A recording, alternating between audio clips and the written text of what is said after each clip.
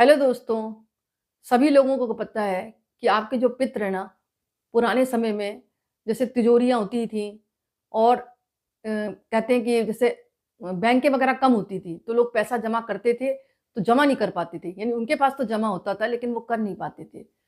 तो सोना, चांदी जितने भी ज़ेवरात होते थे, वो अपने घर की ज़मीन में ही वो छुपा जाते थे और शायद आपके पितरों ने भी छुपाया होगा।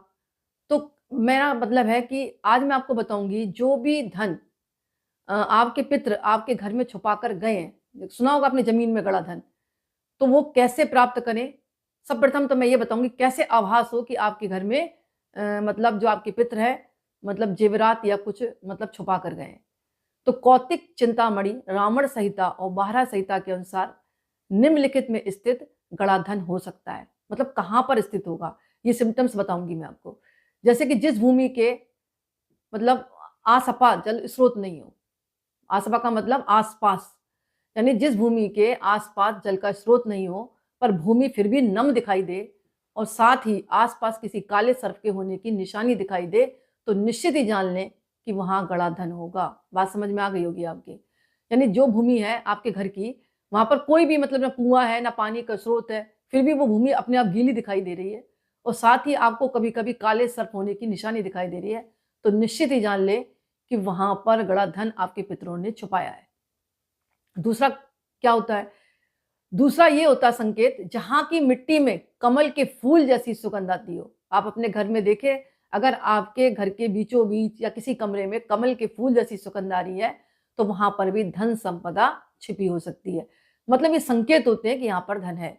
ऐसा भी कहा जाता है कि किसी स्थान पर बाज, कौवा, बगुला या अन्य बहुत सारे पक्षी बहुत मात्रा में बैठे हो, तो वहां भी धन संपदा होने की संभावना प्रबल होती है।